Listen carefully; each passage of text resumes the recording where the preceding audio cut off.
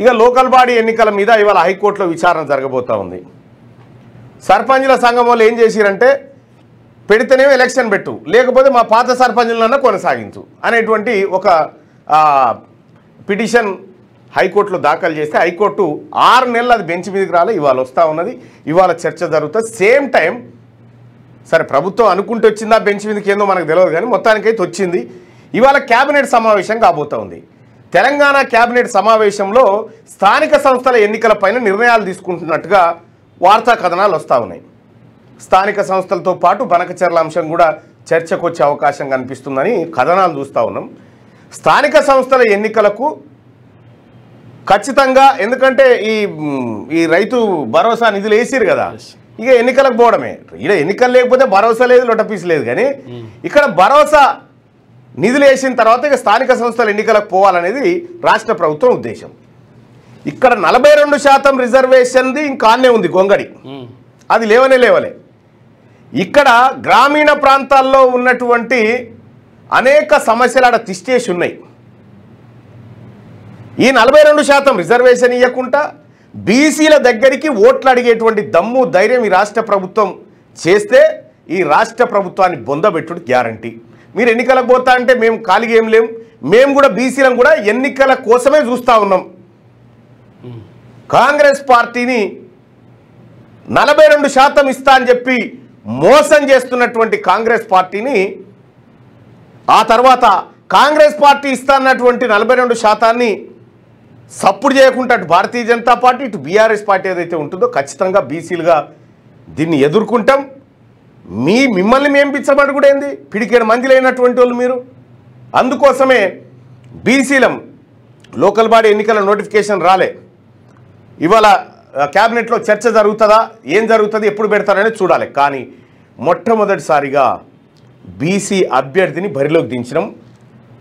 మొట్టమొదటి అభ్యర్థి బీసీజేఎస్ నుంచి మొట్టమొదటి అభ్యర్థిని భువనగిరి నియోజకవర్గం భువనగిరి మండలం జమ్మాపురంలో ప్రసన్న అనేటువంటి మహిళను మొత్తం గ్రామస్తులందరినీ కూర్చోబెట్టి వాళ్ళందరి సమక్షంలో ప్రసన్నని క్యాండిడేట్గా పెట్టుకొచ్చినాం. రాష్ట్రంలో ఉన్నటువంటి అన్ని గ్రామ పంచాయతీలు, అన్ని ఎంపీటీసీల స్థానాలు, అన్ని జెడ్పీటీసీల స్థానాల్లో బీసీజేఏసీ పోటీ చేస్తూ ఉంది. ఈ పోటీలో మీరు కూడా ఎంపీటీసీ జెడ్పీటీసీలకు పోటీ చేయాలనుకునేటువంటి బీసీ నాయకులారా, బీసీ అభ్యర్థులారా, బీసీ యువకులారా, బీసీ మహిళా సోదరిమణులారా, మీరు కూడా పోటీ చేయాలనుకుంటే ఈ లింకును డిస్క్రిప్షన్లో ఉంటుంది. ఆ లింకును క్లిక్ చేసి మీరు ఆ ఫారం ఫిలప్ చేసి సబ్మిట్ కొట్టండి.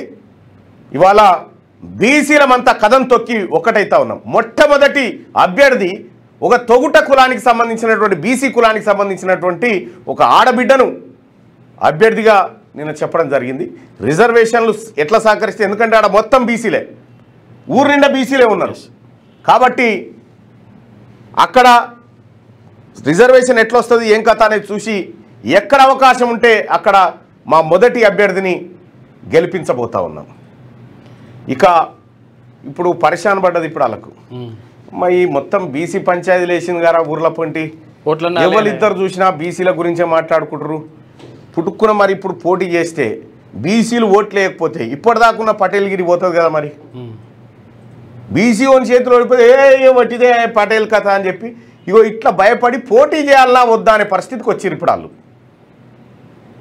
వాళ్ళు పోటీ చేయాలన్నా వద్దా అనే పరిస్థితికి వచ్చారు.